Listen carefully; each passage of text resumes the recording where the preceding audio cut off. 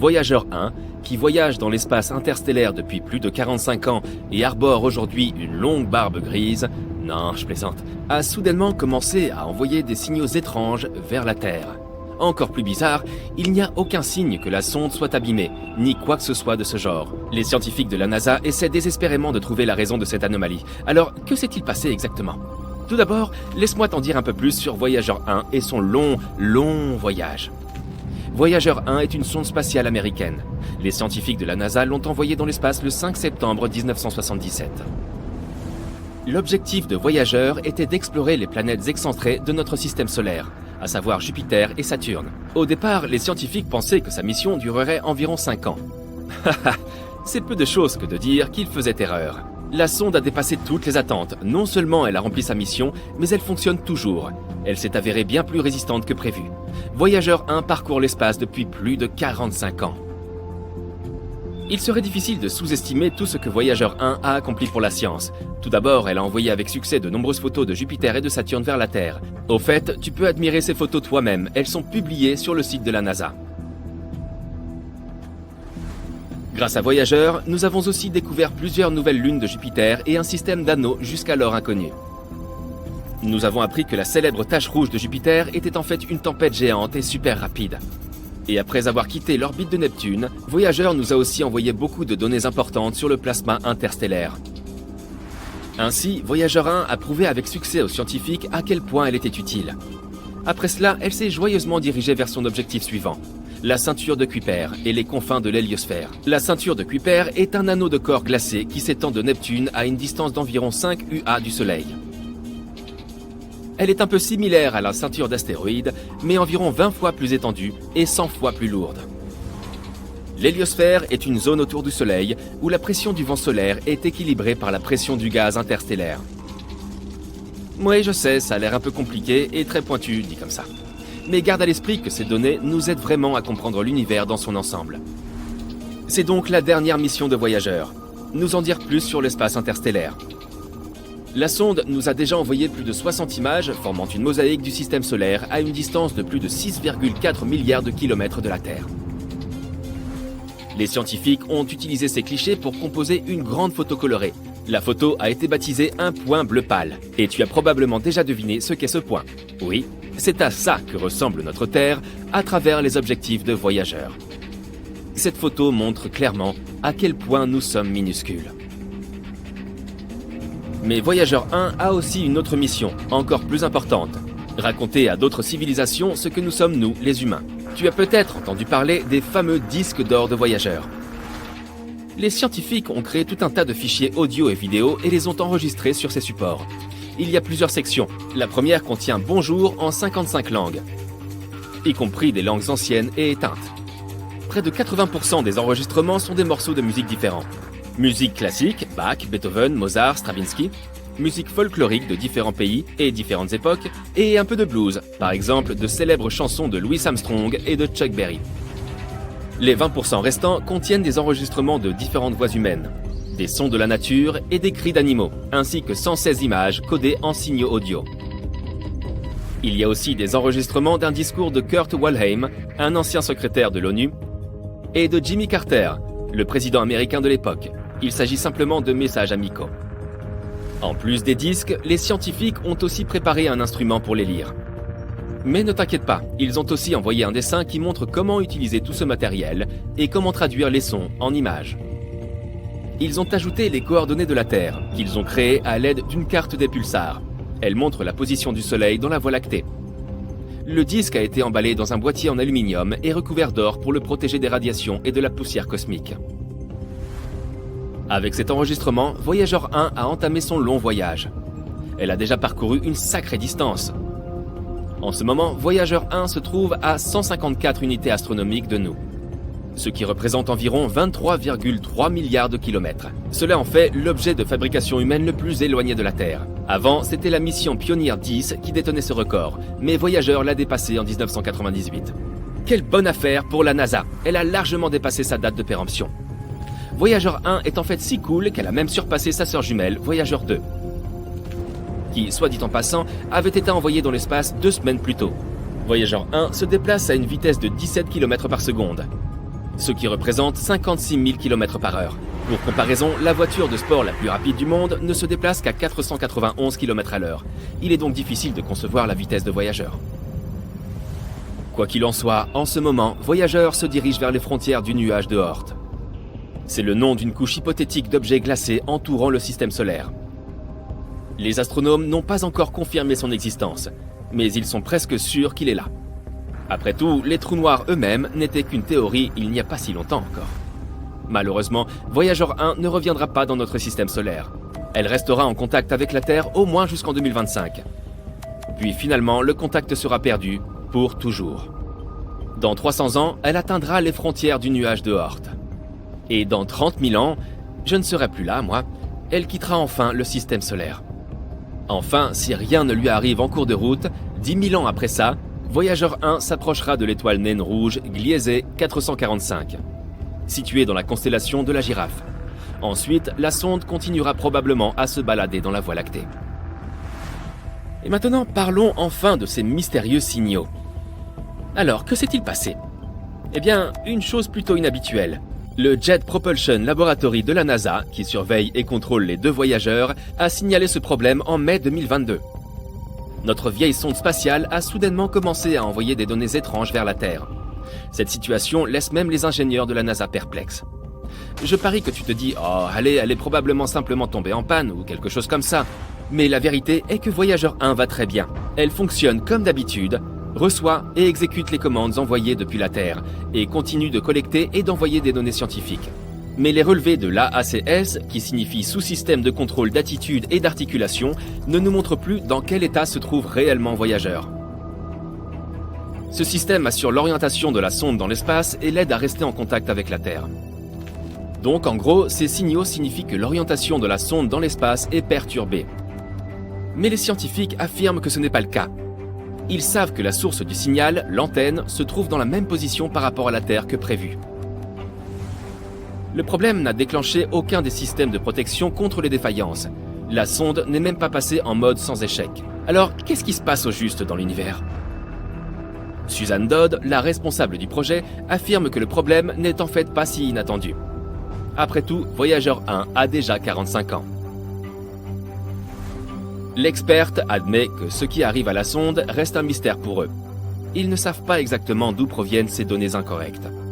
Et la façon dont cela affectera le fonctionnement de Voyager n'est pas très claire. Elle ajoute cependant que ce n'est pas si surprenant que cela, étant donné que la sonde se trouve dans l'espace interstellaire. Le niveau de radiation y est très élevé. Aucun vaisseau spatial n'a jamais atteint ce point auparavant. Les scientifiques de la NASA disent qu'ils vont continuer à surveiller de près les données provenant de Voyager 1, jusqu'à ce qu'ils trouvent le problème. S'ils le trouvent, l'équipe directrice essaiera de le résoudre. Sinon, ils devront s'adapter à ces nouvelles conditions. Mais il se peut que la seule compréhension du problème ne suffise pas vraiment. Il faut pas moins de 20h33 pour recevoir un signal de Voyager. Et il faut le même temps pour y répondre.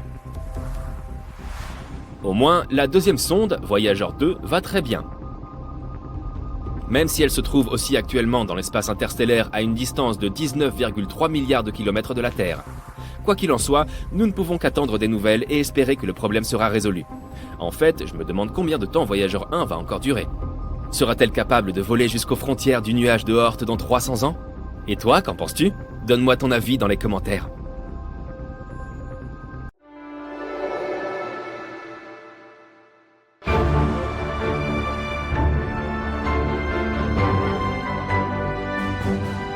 Le 20 août 1977, la mission spatiale la plus ambitieuse de l'histoire a décollé de la Terre. L'objectif principal de Voyager 2 était d'étudier de près le système solaire externe. Cela a été rendu possible par un alignement rare de planètes.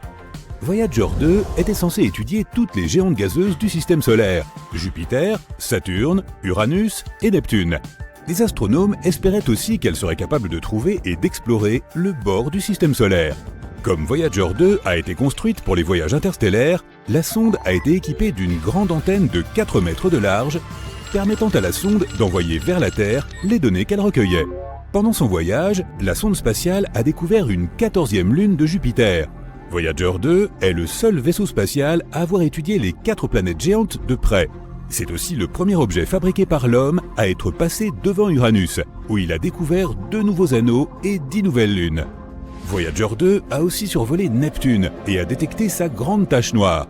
Il s'agit d'une tempête tournoyante colossale dans l'hémisphère sud de la planète. La tempête a la taille de la Terre et se déplace à une vitesse de 2400 km/h.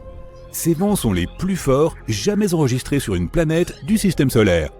Dans l'histoire de l'exploration spatiale, seuls 5 vaisseaux ont réussi à quitter l'attraction gravitationnelle du système solaire. Il s'agit de Pioneer 10 et 11, Voyager 1 et 2 et New Horizons. Les humains lancent des milliers d'objets dans l'espace. Ces objets surmontent facilement la gravité de la Terre, mais le Soleil est environ 300 000 fois plus massif que notre planète. C'est pourquoi son attraction gravitationnelle est bien plus difficile à combattre. Plus impressionnante encore, Voyager 2 est le 2e objet fabriqué par l'homme dans l'histoire à avoir atteint l'espace entre les étoiles après avoir traversé l'héliosphère. C'est une bulle de champ magnétique et de particules produite par le Soleil et qui protège le système solaire. 2 ans après son lancement, Voyager 2 a commencé à transmettre les premières images de Jupiter. La sonde spatiale a fourni aux scientifiques des informations indispensables sur Io et Europe, 2 des plus grandes lunes de Jupiter. Puis la mission spatiale est passée à côté de la géante gazeuse elle-même. La distance entre le vaisseau spatial et la planète était d'environ 650 000 km. C'est alors que la sonde a remarqué des changements dans la forme et la couleur de la grande tache rouge. Il s'agit d'un énorme système de tempêtes à longue durée de vie, comme un ouragan sur Terre, mais beaucoup plus grand. 2 ans plus tard, Voyager 2 a atteint Saturne. Elle a découvert des rayons et des irrégularités dans certains des anneaux de la planète. Alors que la sonde volait derrière et au-delà de la géante gazeuse, elle a traversé le plan des anneaux de Saturne. À ce moment-là, la vitesse de Voyager était d'environ 13 km par seconde. Pendant plusieurs minutes, la sonde a été frappée par des milliers de grains de poussière de la taille d'1 micron. Cela n'a cessé de modifier la direction de la sonde et ses jets de contrôle ont dû se déclencher plusieurs fois pour stabiliser l'engin. Après avoir exploré Uranus et Neptune, Voyager 2 s'est ensuite dirigé hors du système solaire. Ces instruments ont été mis en mode faible puissance pour économiser de l'énergie. En août 2007, la sonde a passé le choc terminal. C'est la frontière qui marque la limite extérieure de l'influence du Soleil. Là, le vent solaire faiblit. À l'été 2013, la sonde a atteint l'espace interstellaire. Quand il s'agit d'envoyer et de recevoir des signaux dans l'espace, il y a 3 facteurs à garder à l'esprit. La distance, la puissance et le temps. Plus un vaisseau spatial est éloigné, plus un signal doit parcourir de distance avant de l'atteindre. Et plus il faut de temps à ce signal pour rattraper le vaisseau spatial. Et quand il y arrive enfin, il est extrêmement faible. Un autre problème est qu'une fois que le vaisseau spatial est lancé, il ne peut pas être rénové. Il est coincé avec la technologie dont il a été équipé à son décollage. De plus, les sondes spatiales comme Voyager 2 sont alimentées par du carburant radioactif. Lorsque le matériau spécial se désintègre par radioactivité, il dégage de la chaleur, laquelle est convertie en électricité. Malheureusement, plus le matériau se désintègre, moins le vaisseau spatial a de puissance pour recevoir et transmettre des signaux radio. Malgré ce problème, nous n'avons pas encore perdu la connexion avec Voyager 1 et 2. C'est parce que de nouvelles technologies plus puissantes apparaissent sur Terre. Les signaux que l'on envoie peuvent aller beaucoup plus loin qu'avant. C'est pourquoi il a été possible de rester en contact avec Voyager 2, qui est entré dans l'espace interstellaire en 2018 et qui s'est déjà éloigné de la Terre de près de 19 milliards de kilomètres.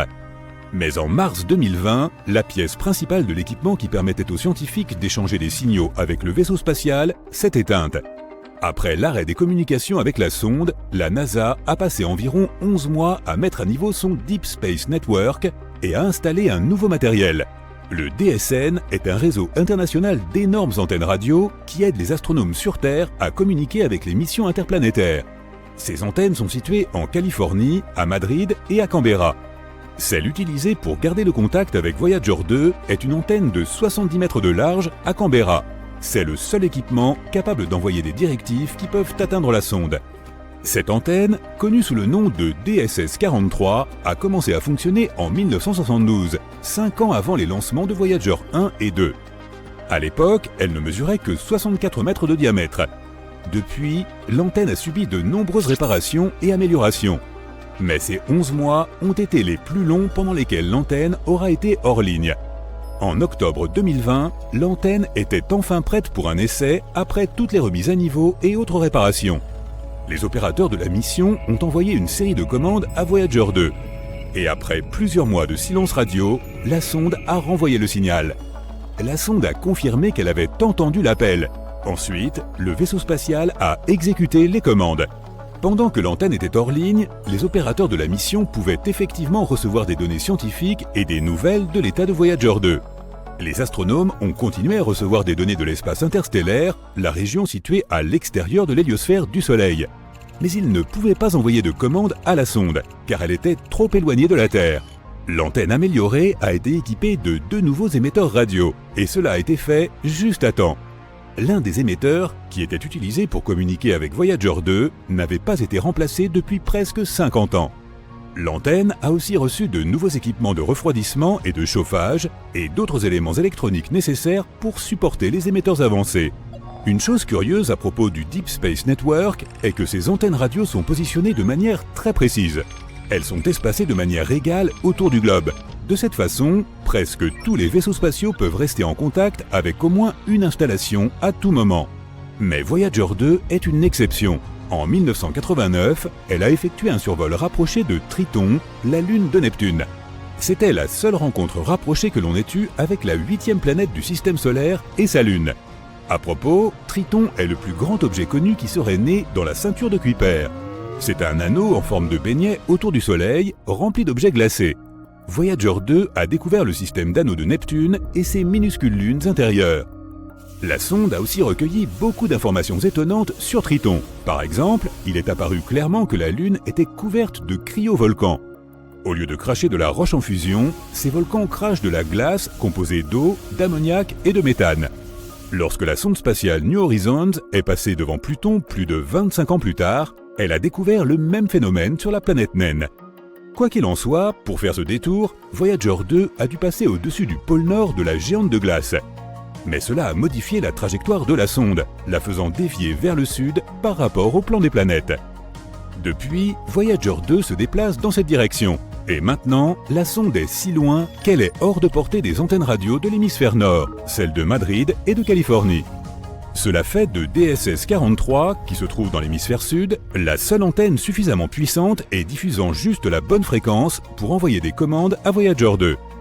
Voyager 1, la jumelle de la sonde, qui voyage plus vite, n'a quant à elle pas modifié sa trajectoire. Après être passée devant Saturne, elle a pris un chemin différent. C'est pourquoi aujourd'hui, elle peut facilement communiquer avec les 2 installations de l'hémisphère nord. La mise à niveau dont a bénéficié le complexe de Canberra peut aussi profiter à d'autres missions spatiales, comme par exemple le rover martien Perseverance, qui a atterri sur la planète rouge le 18 février 2021. L'antenne sera également cruciale pour l'exploration d'autres planètes et de la Lune. Toutes les planètes du système solaire s'alignent lentement. Mercure, Vénus, la Terre, Mars, Jupiter, Saturne et Neptune sont sur le point de former une ligne droite. Cet événement qu'on appelle une parade de planètes se produit une fois tous les 176 ans. La dernière fois que cela s'est produit, c'était il y a près de 40 ans. C'était une chance unique d'explorer toutes ces planètes d'un coup. Le 20 août 1977, des milliers de personnes se sont rassemblées devant le centre spatial Kennedy de la NASA pour assister au lancement de la mission spatiale la plus lointaine et ambitieuse de l'histoire. 5, 4, 3, 2, 1, allumage. La fusée Titan a décollé de la Terre et quitté l'atmosphère. Une fois dans l'espace, elle a lancé la sonde Voyager 2, qui a commencé son voyage. Cette sonde mesurait environ 50 cm de haut pour 1,80 m de long et était équipée d'une antenne parabolique de 3,70 m de diamètre. La plupart des équipements scientifiques étaient montés sur une perche qui s'étendait à 2,50 m vers l'extérieur. Le 5 septembre 1977, Voyager 1, une sonde identique, a quitté notre planète. Elle nous a envoyé des photos de la Terre et de la Lune. Elle a rapidement dépassé Voyager 2, lancée 2 semaines plus tôt. C'est pourquoi la deuxième sonde portait le numéro 1. Et c'est ainsi qu'a commencé son voyage dans le néant. Le 5 mars 1979, à environ 4 fois la distance entre la Terre et le Soleil, Voyager 1 s'est approché de Jupiter prête à l'analyser à l'aide d'une douzaine de gadgets, dont un système de caméras comprenant différents objectifs. Elle pouvait ainsi prendre des photos de la planète avec la caméra grand angle ainsi que des gros plans de certains endroits spécifiques, de la géante gazeuse et de ses satellites. La sonde disposait également d'un équipement capable de déterminer la composition atmosphérique, le poids et les champs gravitationnels des planètes qu'elle rencontrait. Des spectromètres à infrarouge et ultraviolet pouvaient mesurer les radiations et températures invisibles à l'œil humain. Divers capteurs analysaient les rayons cosmiques. Voyager 1 a ainsi découvert des volcans en dehors de la Terre. Il se trouvait sur le satellite de Jupiter, Io, qui possède des dizaines de volcans actifs, crachant constamment de la lave. Puis la sonde a pointé ses caméras sur la grande tache rouge. On a ainsi appris qu'il s'agissait d'une tempête géante ressemblant à un cyclone qui ne s'est jamais arrêté depuis le début des observations de Jupiter. C'est aussi la première fois que des éclairs étaient détectés en dehors de notre planète. Voyager 1 a aussi remarqué que Io agissait comme un générateur électrique pour Jupiter. Des ions, qui sont des particules chargées, volaient constamment vers la géante gazeuse, formant un courant électrique de 5 millions d'ampères. Voyager 1 continua ensuite son voyage.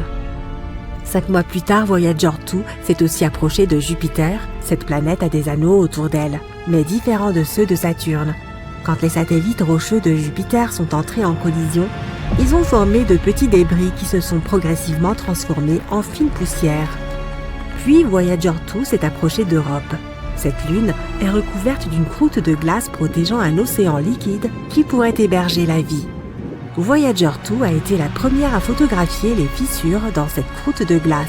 En volant près de Io, Voyager 2 a découvert que 6 volcans de sa surface étaient encore en éruption. Cela signifie que les périodes d'activité de ces volcans pouvaient durer plusieurs mois. Les 2 sondes spatiales ont fait plusieurs fois le tour de Jupiter, puis elles se sont enfoncées plus loin dans l'espace. Une telle manœuvre gravitationnelle leur permettait de gagner en vitesse et d'économiser du carburant. Le 9 novembre 1980, Voyager 1 avait déjà parcouru 8 fois la distance Terre-Soleil. Elle arriva vers Saturne et découvrit 3 nouveaux satellites de la géante gazeuse, Atlas, Prométhée et Pandore. Cela prouva la théorie selon laquelle ces satellites étaient des lunes maintenant les anneaux de Saturne alignés. Il s'est aussi avéré que, contrairement à Jupiter, ces anneaux contenaient aussi de la glace. Voyager 1 a observé Titan, le plus grand satellite de Saturne. Il est 50% plus grand que notre Lune et a même une atmosphère. C'est le seul endroit du système solaire à part la Terre où la présence d'eau liquide ait été prouvée. C'est pourquoi les scientifiques ne nient pas la possibilité de vie là-bas. Voyager 1 a ensuite quitté l'orbite de Saturne, mais en prenant cette fois de la hauteur par rapport à l'alignement des planètes. Presque un an plus tard, Voyager 2 est arrivé et a survolé plusieurs satellites glacés de Saturne. On pense qu'il y a longtemps, ces lunes sont entrées en collision et ont projeté d'énormes morceaux de glace et de roches dans l'espace. En orbitant autour de Saturne, ces débris se sont lentement transformés en poussière composée de glace et de roches, donnant ainsi naissance aux fameux anneaux de Saturne. Voyager 2 est ensuite partie vers sa prochaine cible, située à 17 fois la distance Terre-Soleil, où elle arriva 5 ans plus tard. Pour la toute première fois, un objet fabriqué par l'homme s'approcha d'Uranus. Voyager 2 y a découvert 11 nouvelles lunes. Elle a aussi découvert qu'Uranus était la planète la plus froide du système solaire. Sa température est de moins 213 degrés Celsius. C'est 4 fois plus froid que la température du pôle Sud. À ce moment, la Deep Space Network était testée pour la première fois sur Terre. Il s'agit d'un réseau de radiotélescopes répartis sur toute la planète qui vise certains points du ciel pour établir une communication avec des objets extrêmement éloignés. Ces télescopes ont reçu avec succès les signaux de Voyager 1 et Voyager 2. Le 25 août 1989, Voyager 2 avait déjà parcouru 23 fois la distance Terre-Soleil pour arriver à Neptune. C'était la première fois que l'on recevait des images de cette planète bleue d'aussi près. La sonde y a découvert 6 nouvelles lunes et a également pris les premières photos des anneaux de Neptune. Les ingénieurs ont ensuite coupé les caméras de la sonde afin d'économiser de l'énergie pour son ordinateur principal et les instruments mesurant les vents solaires et interstellaires. Voyager 2 a ensuite quitté Neptune pour se diriger vers l'espace lointain, là où elle n'avait plus besoin de caméras. Quelques mois plus tard, Voyager 1 a envoyé sa dernière photo à la Terre. C'est un portrait de famille de notre système solaire tout entier. Chaque point pâle montre une planète. On reconnaît à peine la Terre. Sa caméra a ensuite été coupée pour économiser de l'énergie. C'était le début de la mission interstellaire de Voyager 1. Pendant 15 ans, la sonde a volé aux confins du système solaire. Le 16 décembre 2004, elle a traversé le choc terminal. C'est là que le vent solaire ralentit soudainement et se réchauffe après être entré en collision avec le vent interstellaire. Voyager 1 a réussi à endurer cette épreuve et a poursuivi son aventure. En 2007, Voyager 2 a traversé la même frontière. À ce moment, ses capteurs ont enregistré une température d'environ 130 degrés. Mais la sonde a réussi à y résister et a poursuivi son voyage dans le cosmos. Les deux sondes se sont ensuite déplacées dans des directions différentes. Elles ont ainsi découvert que l'héliosphère, cette bulle de vent solaire, n'était pas parfaitement ronde mais ressemblait plutôt à un œuf. Le 25 août 2012, Voyager 1 est devenu le premier objet fabriqué par l'homme à entrer dans l'espace interstellaire. C'est aussi l'objet artificiel envoyé le plus loin de toute l'histoire de l'humanité. Le 5 novembre 2018, Voyager 2 a également quitté le système solaire, poursuivant également son voyage dans l'espace lointain. Les deux sondes voyagent maintenant depuis 44 ans. Voyager 1 a parcouru 153 fois la distance Terre-Soleil en filant à plus de 60 000 km/h. Dans environ 300 ans, les sondes atteindront le nuage de Oort. Il s'agit d'une région hypothétique entourant le système solaire où il n'y a que des astéroïdes et des blocs de glace. Les scientifiques pensent que les sondes pourraient atteindre les étoiles les plus proches dans les 40 000 prochaines années. Peut-être qu'un jour elles exploreront des mondes inconnus. Elles pourraient découvrir des planètes ressemblant à la nôtre. Elles pourraient même rencontrer une civilisation intelligente. C'est pour cela que chaque sonde transporte un disque d'or sur lequel figure un message contenant 115 images, dont nos systèmes numériques, une carte du système solaire, des images de ces planètes, des diagrammes de l'ADN humain, des portraits d'humains, des paysages terrestres, des salutations traduites dans 55 langues de la Terre, y compris les plus anciennes et les plus récentes, et également 90 minutes de musique provenant de différents endroits de notre planète. Les sondes Voyager transportent aussi un dispositif permettant de lire ces sons. Si une autre civilisation reçoit cet enregistrement, ces scientifiques pourront alors le décoder et ils pourraient décider de nous rendre visite. Ils devraient cependant répéter le voyage inverse de Voyager, soit des dizaines d'années-lumière à travers l'espace intersidéral, entrer dans notre système solaire et enfin survoler Neptune, Uranus, Saturne, Jupiter, Mars et la ceinture d'astéroïdes en direction de notre petite planète bleue. Nous pouvons seulement espérer que notre civilisation sera alors assez développée pour les accueillir. Le système solaire regorge d'objets mystérieux venus de partout. En octobre 2017, des chercheurs d'Hawaï ont découvert un étrange objet qu'ils ont baptisé Oumuamua, signifiant « un visiteur d'une terre lointaine » en hawaïen. Ou bien c'est le beuglement d'une très grosse vache. Il a suivi une orbite d'évasion, échappant littéralement à l'attraction gravitationnelle de sa planète, comme si l'on lançait une balle dans l'espace sans espoir de retour. Cela signifie que cet objet insolite provient de l'extérieur de notre système solaire. Les théories à son sujet étaient nombreuses, d'un simple astéroïde à un vaisseau spatial extraterrestre. Certains scientifiques ont même envisagé qu'il s'agisse d'un morceau de glace d'azote, provenant d'une planète similaire à Pluton. Sa forme inhabituelle n'a fait qu'ajouter au mystère. Les variations importantes de sa courbe lumineuse laissent penser que cet objet pourrait être soit allongé, comme un tube, soit plat, comme une crêpe. Cet objet était unique en son genre. Oumuamua ne se comportait pas comme une comète, ni comme un astéroïde. Les comètes, composées de glace, développent des queues brillantes en s'approchant du Soleil, tandis que les astéroïdes, essentiellement faits de roches, n'ont pas de queue. Oumuamua n'a pas de queue et ne libère pas de gaz, mais il n'est pas non plus une simple roche. Sa surface est très brillante, presque comme du métal poli. Lorsqu'il est passé près du Soleil, sa vitesse a brusquement augmenté, comme s'il avait été propulsé par une fusée. Et ce n'est pas la gravité du Soleil qui a causé cette accélération soudaine. Les scientifiques ignorent ce qui l'a provoqué. Alors, qu'était réellement cet objet? Après des années d'études, les scientifiques estiment désormais qu'Oumuamua est probablement une comète recouverte d'hydrogène gelé. Cet hydrogène a réagi avec la lumière du Soleil, accélérant la comète et modifiant sa trajectoire. Oumuamua a probablement accumulé cet hydrogène en étant exposé pendant longtemps à des rayons cosmiques. Il a aussi acquis une jolie teinte rouge grâce à cette exposition. Cet objet était un visiteur en provenance d'un jeune système solaire chaotique, où les collisions et les migrations sont fréquentes. De tels systèmes propulsent souvent de nombreux petits objets. Il est possible qu'il ait été éjecté par une planète telle que Jupiter, dont la gravité est si intense qu'elle peut projeter d'énormes objets à travers l'espace. Ce phénomène se produit également avec les comètes que nous observons. Oumuamua a déjà quitté notre système solaire, bien que des objets similaires nous rendent visite de temps en temps, environ une fois par an. Pour en apprendre davantage sur ces mystérieux visiteurs, les astronomes prévoient d'envoyer une sonde à la poursuite d'Oumuamua. Nous utiliserons les orbites de la Terre et de Jupiter pour l'accélérer suffisamment afin de le rattraper. Toutefois, certains visiteurs ont séjourné un peu plus longtemps dans notre voisinage. En octobre 2019, le télescope spatial Hubble a capturé l'image d'une comète bleuâtre, entourée de poussière et de gaz. À ce moment-là, elle se trouvait déjà dans notre système solaire, à environ 420 millions de kilomètres de la Terre, quelque part entre Mars et Jupiter. Nous avons pu observer la poussière lumineuse qui l'entourait, mais son noyau était encore invisible en raison de sa petite taille. Cependant, petit est relatif ici. Cette comète mesure environ 1000 mètres de large, soit la longueur de 10 terrains de football.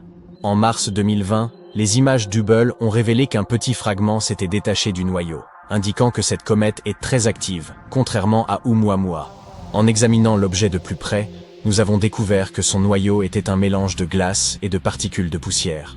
Sa surface est également semblable à celle d'autres comètes, avec des zones rugueuses et des couches lisses de débris glacés et poussiéreux. Cette comète a été découverte par l'astronome amateur Gennady Vladimirovitch Borisov et a donc été baptisée comète 2I Borisov. Les scientifiques ont rapidement confirmé qu'elle provenait de l'extérieur de notre système solaire. Cette comète était comme un touriste enthousiaste. Elle se déplaçait à une vitesse vertigineuse d'environ 180 000 km/h. Une telle vitesse permettrait de faire le tour de la Terre 4 fois en 1 heure. Mais cette visite était fascinante pour bien d'autres raisons. La plupart des comètes de notre système solaire proviennent de la ceinture de Kuiper ou du nuage de Oort. La ceinture de Kuiper est une région de l'espace au-delà de l'orbite de Neptune, semblable à un grand anneau lointain autour du Soleil et rempli de nombreux objets glacés. Tous sont des vestiges anciens de l'époque où notre système solaire était encore très jeune. Le nuage de Oort est beaucoup plus éloigné. Il forme une gigantesque bulle autour du système solaire, également remplie d'objets glacés très anciens. La plupart des comètes à longue période proviennent de là. Mais d'où nous vient la comète 2I Borisov? Nous ne le savons toujours pas avec certitude. Les scientifiques estiment qu'elle pourrait s'être formée dans un autre système stellaire, lequel pourrait être soit plus jeune, soit plus ancien que le nôtre. La NASA nous avait habitués à davantage de précision. Quoi qu'il en soit, il est possible qu'elle ait été expulsée de son système d'origine, tout comme l'a été Oumuamua. Bien que la comète 2I Borisov soit trop petite pour conserver sa propre développer une chevelure lorsqu'elle s'est rapprochée du Soleil. Le terme chevelure désigne ce magnifique nuage de gaz lumineux et de poussière qui entoure le noyau de la comète. Il se forme lorsque la chaleur du Soleil provoque la vaporisation de la glace qui s'y trouve, libérant ainsi de la poussière et du gaz dans l'espace. Cette comète était plus conviviale qu'Oumuamua et nous a permis de l'étudier davantage. Nous avons ainsi découvert des caractéristiques intéressantes, comme le fait qu'elle n'avait jamais interagi avec une autre étoile par exemple. Malheureusement, Borisov a également dû nous fausser compagnie. Elle se trouve à présent sur une trajectoire qui la renverra dans l'espace interstellaire. Néanmoins, d'autres visiteurs nous sont en approche. Et vous avez peut-être entendu parler de celui-ci. La grande comète de 1996. C'est ainsi que nous avons surnommé la comète Hyakutake. Elle a également été nommée d'après l'astronome Yuji Hyakutake, qui l'a découverte, par une incroyable coïncidence, à la veille du Nouvel An. Le 25 mars 1996, cet objet est passé incroyablement près de la Terre. À peine 0,1 unité astronomique, soit un peu plus loin que la Lune. Il a survolé le pôle Nord, faisant de cette entrevue l'une des plus rapprochées avec une comète de ces 200 dernières années. Visible dans le monde entier, elle était très brillante et s'étendait largement dans le ciel. Et elle ne s'est pas contentée de rester visible une seule nuit. Elle est devenue de plus en plus apparente au cours du mois de mars, se classant parmi les objets les plus brillants du ciel nocturne à la fin du mois. Elle n'a complètement disparu qu'à la fin du mois de mai. C'est une comète à longue période, ce qui signifie qu'il lui faut des centaines d'années pour orbiter autour du Soleil. La dernière fois qu'elle nous a rendu visite, c'était il y a environ 17 000 ans, mais sa période orbitale a maintenant augmenté jusqu'à 70 000 ans. Mais ne vous en faites pas, d'autres comètes illumineront nos jours et nos nuits. De plus, certains objets spatiaux préfèrent s'attarder plus longtemps. Vient ensuite cet astéroïde, Kaepaoka Awela. Vous m'excuserez si j'en écorche le nom. En hawaïen, ce dernier signifie l'espiègle de Jupiter. Heureusement, les scientifiques ont eu la bonté de le surnommer BZ pour faciliter la vie de votre sympathique narrateur. C'est un petit astéroïde, d'environ 2,9 km de diamètre. Comme son nom l'indique, il partage une orbite avec Jupiter. Mais voici un détail fascinant. Cet astéroïde se déplace dans la direction opposée, ce qu'on appelle une orbite rétrograde. Cet astéroïde inhabituel a été découvert en novembre 2014.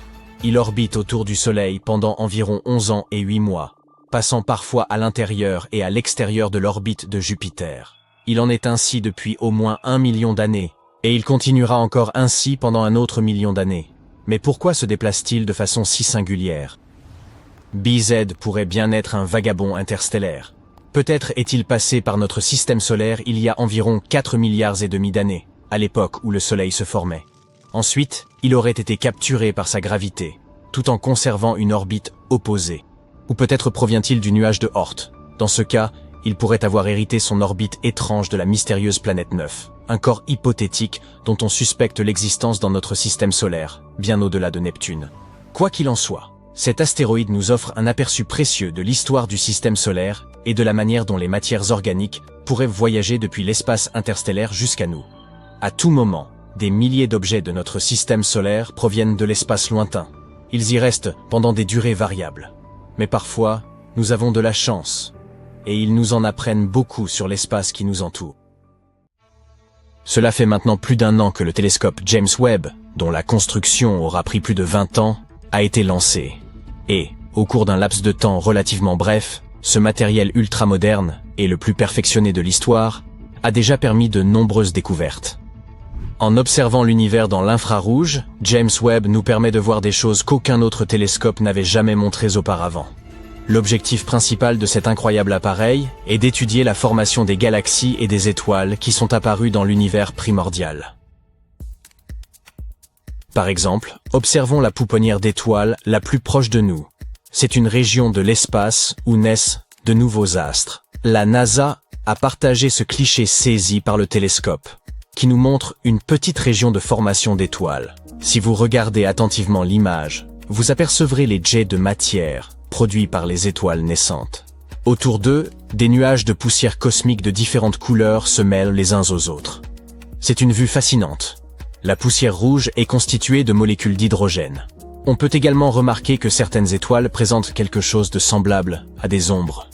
Celles-ci indiquent la création de ce qui deviendra plus tard des planètes. À première vue, l'image peut sembler très chaotique. Mais les astronomes affirment qu'il s'agit là d'une pouponnière d'étoiles relativement petite et tranquille par rapport à certaines autres. De nombreuses jeunes étoiles sont de taille similaire à notre Soleil, ou un peu plus petites. La photo elle-même a été prise à l'aide de la caméra proche infrarouge de James Webb. C'est la caméra principale du satellite, capable de prendre des photos du cosmos dans 2 différentes gammes d'infrarouge.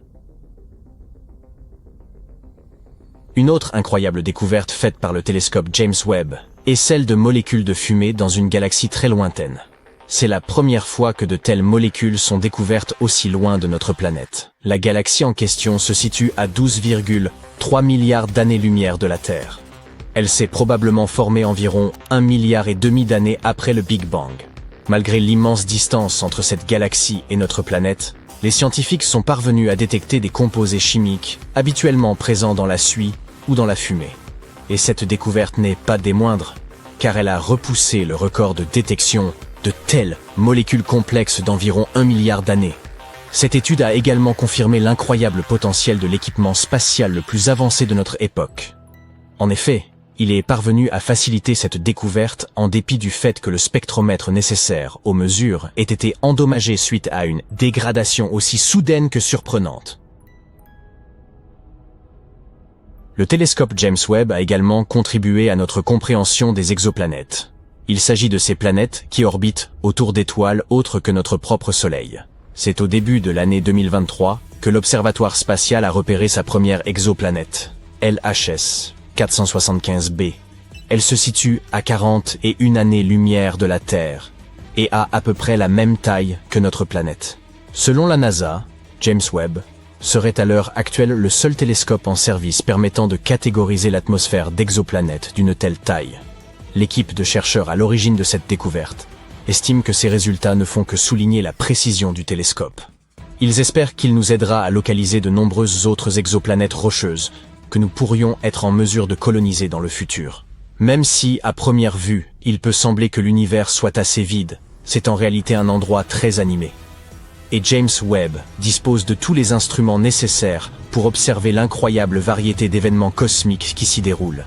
Regardez simplement cette photographie de WR124. C'est une étoile à l'aube de sa propre destruction. Sur cette photo, l'étoile est sur le point de se transformer en supernova. Cela se produit lorsqu'un astre épuise tout son carburant et implose à la fin de son cycle de vie, libérant un immense nuage de poussière spatiale et de gaz ardents dans l'espace. L'étoile saisie par le télescope est une étoile dite de Wolf-Rayet. Il s'agit de la période de la vie d'une étoile où elle perd ses couches externes avant de devenir une supernova. Une autre chose étonnante découverte par James Webb est un hybride d'étoiles et de planètes qui présente des nuages très bizarres. Ce corps étrange est en réalité une naine brune, baptisée VHS 1256b. Ces dernières sont plus grandes que des planètes, mais trop petites pour être considérées comme des étoiles. Elles émettent une lumière qui leur est propre et sont assez chaudes. Mais leur masse n'est tout simplement pas suffisante pour produire la fusion de l'hydrogène en hélium, comme le font les étoiles à part entière. Les corps célestes de ce type ne sont pas réellement bruns. Ils se déclinent dans une large gamme de couleurs, mais celles-ci sont essentiellement invisibles à l'œil humain. Ce que nous pouvons voir, c'est la lumière qu'ils émettent, et pour nous, elle semble être de couleur orange foncé ou magenta. La naine brune, découverte par James Webb, représente presque 20 fois la taille de Jupiter. Elle orbite autour de 2 naines rouges, et pour accomplir cette orbite, elle a besoin d'un peu plus de 10 000 ans. Les astronomes ont découvert cette exoplanète singulière en 2016. Mais à ce moment-là, ils ne l'ont pas considérée comme une naine brune, et, par conséquent, étaient incapables d'expliquer sa mystérieuse lueur rougeâtre. Maintenant, grâce au télescope, ils connaissent l'origine de cet objet spatial. Enfin bref, revenons à ces nuages. Comme vous le savez, les nuages sur Terre sont composés de vapeur d'eau. Mais ceux de la naine brune sont bien différents. Ils semblent être faits de sable. Il a beau ressembler au sable de notre bonne vieille Terre, mais ce n'est en fait pas le cas. Ces nuages sont constitués de minuscules particules de silicate. Une autre découverte récente concerne plusieurs grandes galaxies que les scientifiques pensent être nées peu de temps après le Big Bang.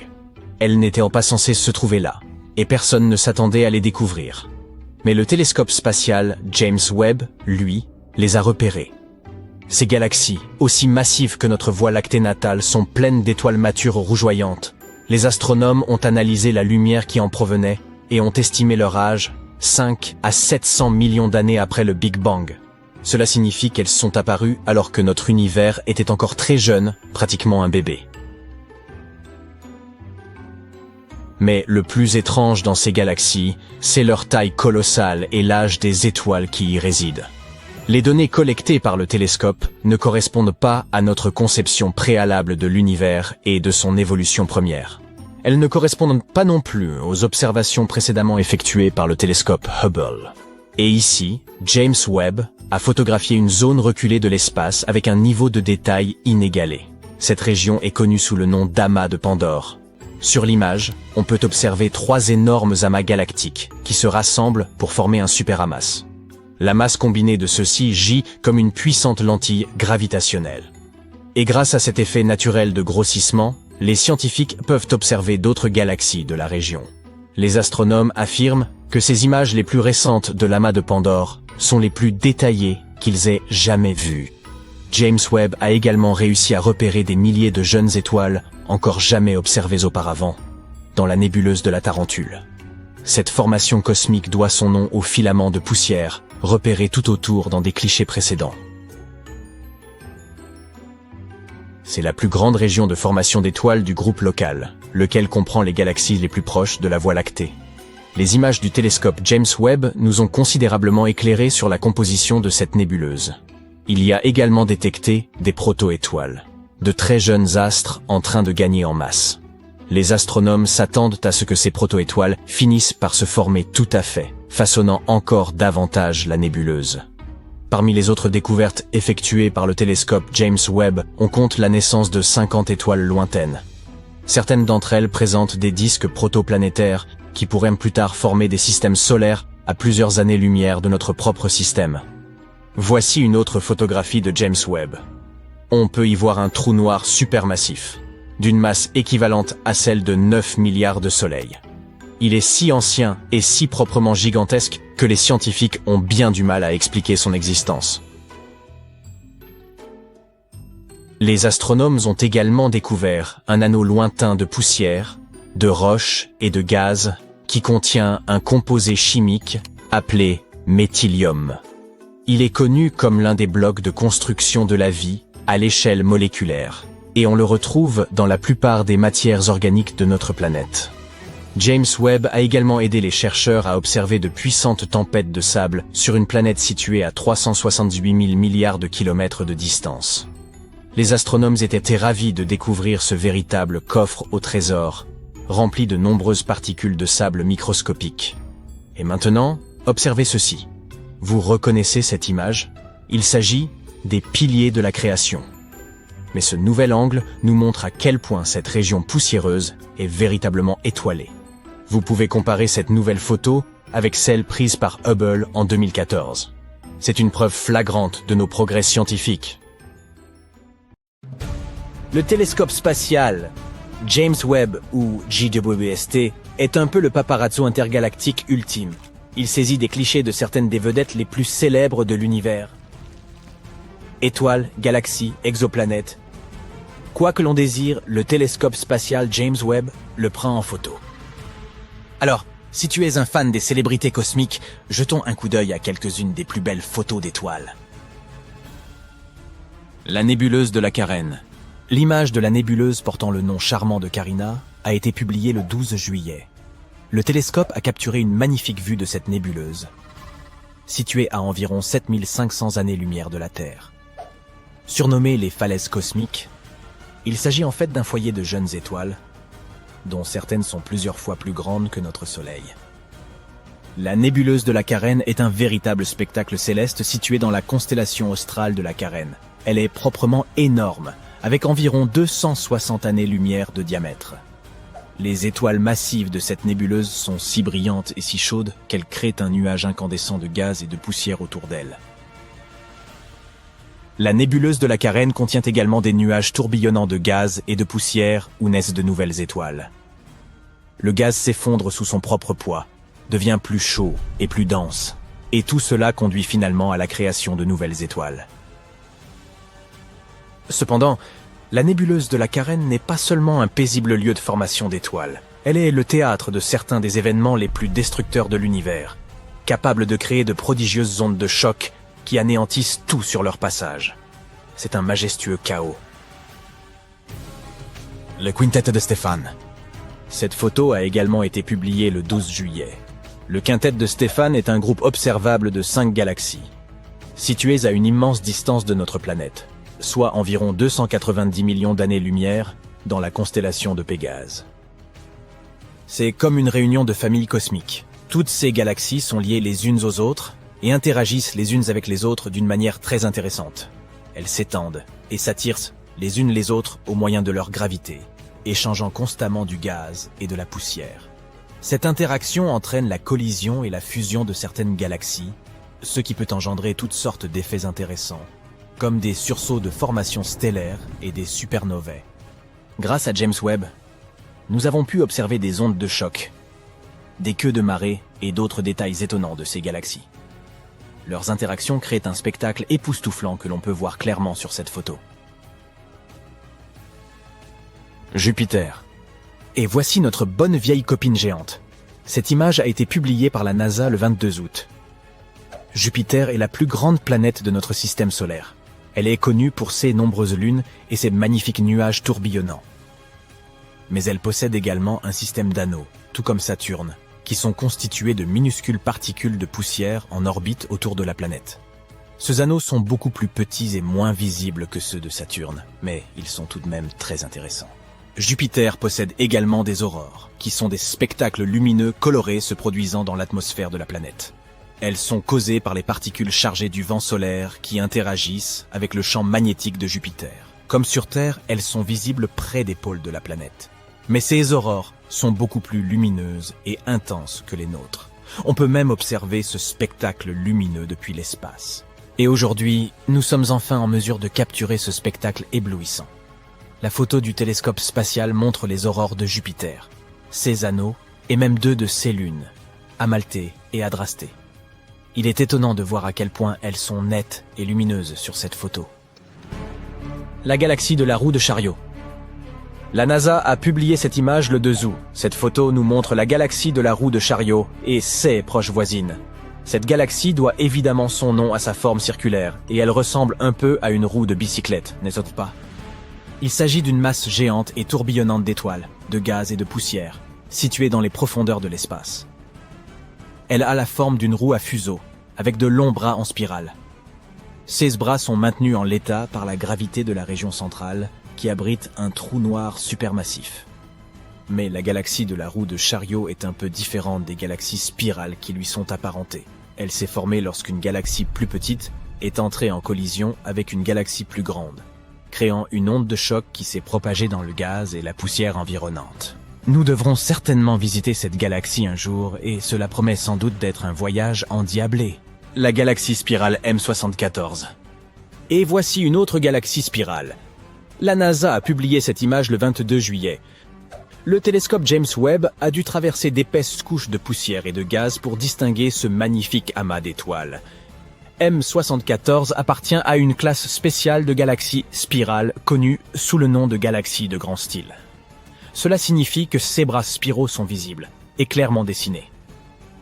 Il se passe toutes sortes de choses étonnantes à l'intérieur des galaxies spirales. Des supernovas, des étoiles naissant dans des nuages de gaz et de poussière, et bien d'autres merveilles cosmiques.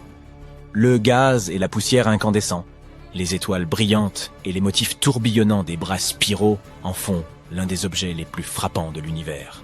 C'est ce que l'on peut clairement voir dans l'exemple de M74, la nébuleuse de la Tarentule. Cette image de la nébuleuse au nom effrayant de Tarentule a été publiée le 6 septembre. La photographie couvre pas moins de 340 années-lumière. C'est une distance colossale. Grâce à cette image, les astronomes ont découvert de nouvelles jeunes étoiles qui étaient auparavant masquées par la poussière. La nébuleuse de la Tarentule est située à 160 000 années-lumière de nous, dans le grand nuage de Magellan. C'est la plus grande et la plus brillante région de formation d'étoiles du groupe local, les galaxies les plus proches de notre Voie lactée. Elle doit son nom à sa forme, qui ressemble un peu aux pattes d'une grosse araignée. Il s'agit d'une vaste région de l'espace, d'environ 1000 années-lumière de diamètre, qui abrite certaines des étoiles les plus massives et les plus lumineuses de l'univers. L'une des raisons pour lesquelles la nébuleuse de la Tarentule intéresse les scientifiques est sa composition. Celle-ci est proche de celle des régions d'étoiles, dites du midi cosmique. Ce que l'on appelle l'état de notre univers lorsqu'il n'était âgé que de quelques milliards d'années. À cette époque, la formation d'étoiles était à son apogée. Grâce au télescope James Webb, nous pouvons mieux étudier cette galaxie et découvrir ce qu'était notre univers au sommet de sa gloire. Les anneaux de Neptune. Cette photo a été publiée le 21 septembre 2022. Sur cette photo, on peut même voir 6 petites lunes à côté de la planète, avec Triton qui brille de 1000 feux en haut à gauche. Tu ne pensais quand même pas qu'il s'agissait du Soleil, n'est-ce pas? Eh oui, Neptune a aussi des anneaux. C'est un peu l'accessoire cosmique ultime. Ils ajoutent une touche de glamour et de style à la planète. Mais à la différence des bagues de joaillerie, ces anneaux sont faits de petites particules de poussière, plutôt que de diamants et d'or. 5 anneaux ont été baptisés autour de Neptune. Les anneaux de Gale, le Verrier, la Selle, Arago et Adams. Les chercheurs pensent qu'ils sont relativement jeunes, bien plus jeunes que notre système solaire, et bien plus récents que les anneaux d'Uranus, par exemple. Ils ont probablement été créés lorsque l'une des lunes intérieures de Neptune s'est approchée trop près de la planète et a été déchirée par sa gravité. Nous n'avions pas été en mesure d'observer les anneaux de Neptune aussi nettement depuis le passage de Voyager 2 en 1989. C'est donc une excellente occasion d'observer ces anneaux de plus près. Les piliers de la création. Cette photo a été publiée le 19 octobre. Les piliers de la création sont devenus célèbres grâce au télescope Hubble. Mais cette photo est encore plus impressionnante et beaucoup plus détaillée. 16 colonnes, situées dans la nébuleuse de l'Aigle, mesurent environ 5 années-lumière de haut, ce qui est vraiment, vraiment grand. Et elles ressemblent à de majestueuses formations rocheuses, en beaucoup plus transparent. À l'instar d'un plateau de tournage hollywoodien, il déborde d'action et d'effets spéciaux. 16 colonnes abritent certains des processus les plus spectaculaires de l'univers. Le gaz et la poussière s'effondrent sous l'effet de leur propre gravité, formant des amas qui finiront par devenir des étoiles. La région regorge de radiations intenses, de jets de particules à haute énergie et de supernovae. C'est comme une version cosmique de Survivor. Et comme si ce n'était pas assez effrayant en soi, voici une autre photo publiée par la NASA le 19 octobre. Elle a été partagée juste avant Halloween. Ici, les piliers ressemblent à une main sinistre qui s'étire pour attraper quelque chose. Brrr. Quoi qu'il en soit, toutes ces photos nous offrent un spectacle vraiment impressionnant. Elles nous rappellent l'incroyable complexité de l'univers et les choses étonnantes qui se produisent même dans les coins les plus sombres et les plus reculés du cosmos. Espérons que le télescope James Webb continuera de nous émerveiller à l'avenir. En septembre 1859, les scientifiques observèrent une grande éruption solaire pour la première fois. Le Soleil projeta dans l'espace d'énormes quantités de radiation, d'énergie et de matière plasmatique. Cette catastrophe fut considérable et dévastatrice. Mais elle se produisit à une distance de 150 millions de kilomètres. Elle ne posa donc probablement pas de problème majeur. Vous croyez? Nous allons voir ça. Quelques heures après la détection de l'éruption, les lignes télégraphiques cessèrent de fonctionner dans toute l'Europe et l'Amérique du Nord. Certaines d'entre elles produisirent des étincelles et provoquèrent des incendies. Les gens se rendirent alors compte que le Soleil n'était pas seulement une source de lumière et de chaleur, mais qu'il représentait aussi un danger. Les scientifiques ont donné à ce jour le nom d'événement de Carrington. La bonne nouvelle, c'est que cet événement s'est produit au milieu du 19e siècle et qu'il n'a pas causé de graves problèmes pour la planète. La mauvaise nouvelle, c'est que les scientifiques prévoient qu'en 2025, la Terre connaîtra des tempêtes solaires encore plus puissantes causées par une éjection de masse coronale. Il s'agit d'un nuage géant de plasma ou de gaz chargé. En une seule fois, le Soleil peut projeter dans l'espace des milliards de tonnes de ce matériau qui, ensuite, s'envole à très grande vitesse. Une partie de ces matériaux peut atteindre notre planète en 15 heures, le reste en quelques jours. Sur son chemin, l'éjection capte et accélère toutes les particules chargées rencontrées, ce qui augmente son intensité et sa puissance. Enfin, cet irrésistible concentré d'énergie s'écrase sur notre planète. Elle réchauffe les couches supérieures de l'atmosphère, augmente son épaisseur et perturbe le travail des satellites. Ils ralentissent à des pertes de l'altitude. Nos communications avec les satellites deviennent instables. Les GPS se dérèglent, les données sont mal transmises. De plus, le gaz chargé par le Soleil pénètre dans nos réseaux électriques, nos transformateurs et nos stations. Cela entraîne des pannes massives qui compromettent le fonctionnement de l'ensemble de la chaîne technologique. Une puissante attaque solaire sur plusieurs centrales électriques peut déclencher une panne de courant totale dans une grande ville. L'Internet, les téléphones, les services sociaux, les réseaux, plus rien ne fonctionne. Nous risquons de ne plus être en contact les uns avec les autres. De nombreuses grandes entreprises font faillite et la planète risque de connaître de graves crises économiques. Ce sont là d'immenses problèmes, mais ce ne sont pas encore les plus graves. Les centrales électriques alimentent les chaufferies et les stations de pompage d'eau. Les tempêtes solaires pourraient empêcher l'eau d'arriver jusqu'à nos foyers. Sans argent liquide, impossible de faire ses courses dans les magasins. Bien sûr, tout cela peut être rétabli, mais pas avant d'avoir vécu quelque temps à l'âge de fer. Mais le pire, c'est qu'une tempête solaire prolongée peut suspendre la production alimentaire. Par exemple, cette année, une tempête géomagnétique a mis hors service les satellites GPS qui sont reliés aux tracteurs modernes, de sorte que les agriculteurs n'ont pas pu travailler. Que se passerait-il si de telles tempêtes se produisaient tous les jours pendant un an? Nous commencerions probablement à manquer de nombreux articles dans les supermarchés. La navigation maritime dépend également des satellites. Grâce à eux, les navires calculent la latitude et la longitude de leur position. Si les satellites sont endommagés, les navires peuvent se perdre dans l'océan. Même les baleines se perdent lors d'orages magnétiques. De nombreux oiseaux s'orientent à l'aide du champ magnétique lors de leur long vol vers le sud. Ainsi, les hommes comme les animaux peuvent être confrontés à de graves problèmes.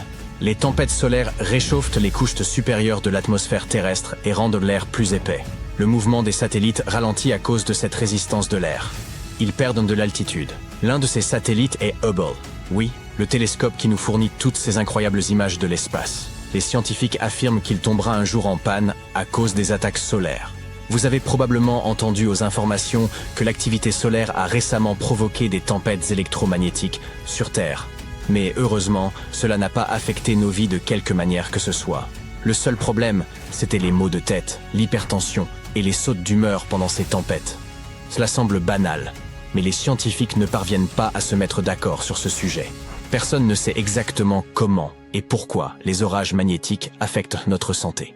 Oui, pendant les orages, l'atmosphère de la planète devient moins dense et cela affecte peut-être notre tension artérielle, tout comme lorsque la météo change.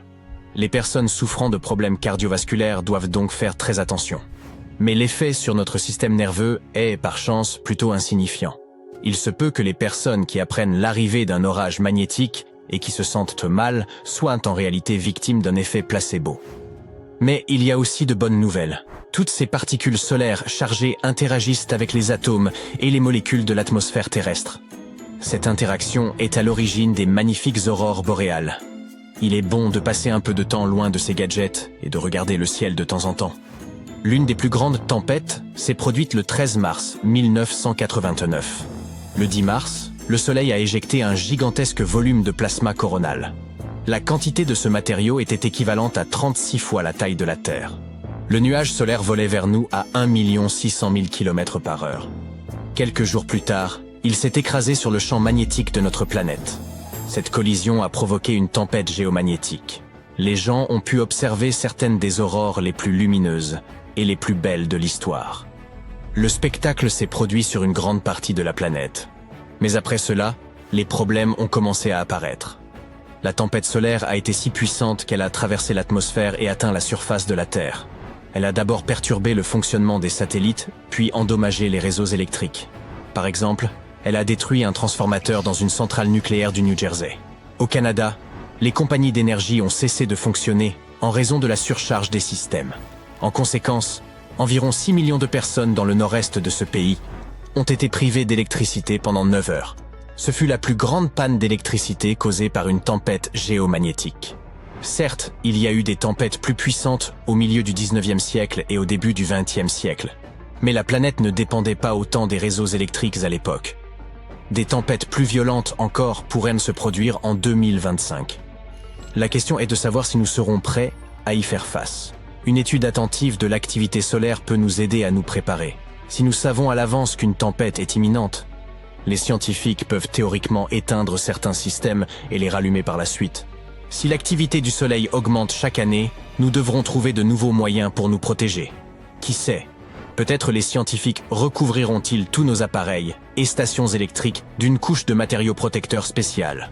Quoi qu'il en soit, nous devons tout faire pour ne pas endommager le champ magnétique terrestre. Car si ce bouclier disparaît, la surface de notre planète ressemblera à celle de Mars. Mais qu'est-ce qui provoque ces tempêtes solaires et pourquoi nous affectent-elles autant ? Imaginez un homme bien coiffé qui va se coucher.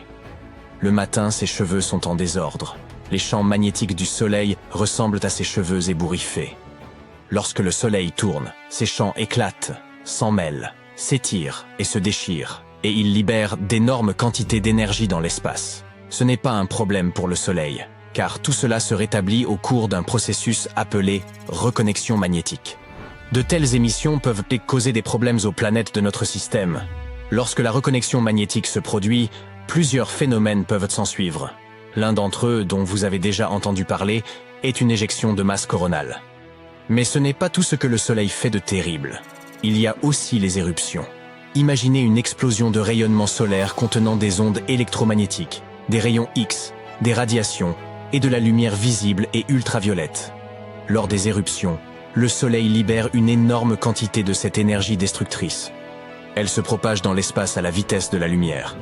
Il faut 8 minutes à cette onde explosive pour atteindre notre planète. Heureusement, ces éruptions ne nous causent que peu de dégâts, car le champ magnétique et l'atmosphère de la Terre nous protègent. Les fortes éruptions peuvent perturber les ondes radio dans la haute atmosphère et affecter le fonctionnement des satellites, mais ce n'est pas grave. Un autre phénomène solaire, la tempête de radiation. Il s'agit d'électrons et de protons accélérés, qui se déplacent à une vitesse légèrement inférieure à celle de la lumière. Grâce au champ magnétique de la Terre, les tempêtes de radiation ne nuisent pas trop à notre planète. Elles représentent toutefois un danger pour les astronautes et les satellites. Ces particules peuvent pénétrer dans les tissus humains et entraîner de graves problèmes de santé. Mais seulement si vous êtes dans l'espace ou si vous pilotez un avion dans la haute atmosphère.